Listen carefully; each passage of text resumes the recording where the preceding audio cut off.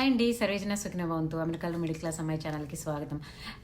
నేను అమెరికా వచ్చేసిన తర్వాత ఇంగ్లీష్ యాసెంట్ గురించి చాలా ప్రాబ్లమ్స్ ఫేస్ చేశాను అనమాట. సో నా యాసెంట్ చూసి వాళ్ళందరూ అనుకునేవాళ్ళు స్పానిష్ అనుకునేవాళ్ళు. సో యాసెంట్ డిఫరెంట్గా ఉంటుంది కదా ఇండియన్స్ది ఎలా అయినా అమెరికన్స్తో కంపేర్ చేస్తే. సో నేను చాలా ఫేస్ చేశాను అనమాట. వాళ్ళ యాసెంటే వేరే వివిధ దేశాల, జనరల్గా అమెరికా ఎలా ఫామ్ అయిందంటే స్కాట్లాండ్, ఇంగ్లాండ్, ఆఫ్రికా, మిగతా వివిధ దేశాలన్నీ కలిసి మిక్స్ అయ్యి అమెరికా ఫామ్ అయిందనమాట. సో వాళ్ళ యాసెంట్ అంతా మిక్స్ అయిపోయి అమెరికన్ ఇంగ్లీష్ ఫామ్ అయింది. సో కానీ బ్రిటిష్ ఇంగ్లీష్ కంటే అమెరికన్ ఇంగ్లీష్ చాలా డిఫరెంట్గా ఉంటుందన్నమాట. కంపేర్ చేస్తే అన్ని కంట్రీస్లో ఎలా అయితే స్పెల్లింగ్ సేమ్ ఉంటుందో ఇక్కడ కూడా స్పెల్లింగ్ సేమే ఉంటుందన్నమాట. బట్ యాసెంట్ ఒకటే డిఫరెంట్గా ఉంటుంది. అంటే సింప్లిఫైగా కొన్ని లెటర్స్ని కుదించేసి కొన్ని లెటర్ని వేరేలాగా పలకడం అలా చేస్తారనమాట. For suppose water, WATR water, కానీ వాళ్ళు టీని ఎక్కడైనా సరే టీని డీగానే ప్రొనౌన్సియేట్ చేస్తారనమాట.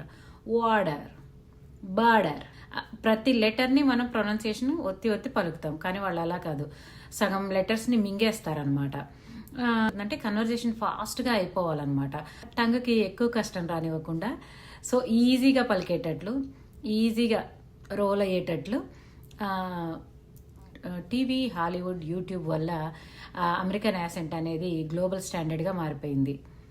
సో మనకి ఇంగ్లీష్ బాగా రావట్లేదు, మన ఇంగ్లీష్ సరిగా లేదు అనేం ఫీల్ అవ్వద్దండి. సో మనం ఇక్కడ అమెరికాలో నెగ్గుతామా లేదా అదేం పట్టించుకోవద్దండి. మీకు కమ్యూనికేషన్ స్కిల్స్ ఉంటే చాలు, ఇక్కడ మంచిగా సెటిల్ అయిపోవచ్చు అనమాట. అంటే వాళ్ళు ఉంచుకున్న రోజులు ఉంచుకుంటారు కదా, ఎంతో కొంత సంపాదించుకుంటాం కదా, ఆ ఉద్దేశంతో చెప్తున్నాను నేను. ఈ వీడియో MS చేయడానికి ఇక్కడికి వచ్చే వాళ్ళకో, IT ఎంప్లాయస్ అయి ఉండి ఇండియాలో ఇక్కడ ప్రమోషన్తో ఇక్కడికి వచ్చే వాళ్ళకో కాదండి. హస్బెండ్ జాబ్ చేయడానికి ఇక్కడికి వస్తారు, కానీ వైఫ్ మధ్యలోనే ఆపేస్తారు స్టడీ. కొంతమంది హౌస్ వైఫ్స్ ఉండొచ్చు. సో వాళ్ళు హస్బెండ్తో పాటు వద్దాం అనుకుంటారు కదా. సో అప్పుడు మీరు ఇక్కడ జాబ్ చేయొచ్చండి. అట్లీస్ట్ 10th ఇంటర్ చదువుకున్నా కానీ మీరు ఇక్కడ జాబ్ చేయొచ్చు. సో ఇవి జాబ్ చేయాలంటే అట్లీస్ట్ స్పోకెన్ ఇంగ్లీష్ మంచిగా వస్తే సరిపోతుంది, కమ్యూనికేషన్ స్కిల్స్ ఉంటే సరిపోతుంది. మనం ఎలాగో మన ఫ్రెండ్స్తోనో ఎలాగో ఫ్రీగా మాట్లాడుతుంటాం కదా, ఇక్కడికి వచ్చాక కొద్ది గొప్ప బిడియం ఉంటుంది కదా, ఆ బిడియం అంతా పోవడం కోసం మనం కమ్యూనికేషన్ స్కిల్స్ ఏమైనా క్లాసెస్ తీసుకోవడము, లేకపోతే మనం ప్రిపేర్ అవ్వడము అలా నేర్చుకుంటూ ఉంటే కమ్యూనికేషన్ స్కిల్స్ ఈజీ అయిపోతాయండి.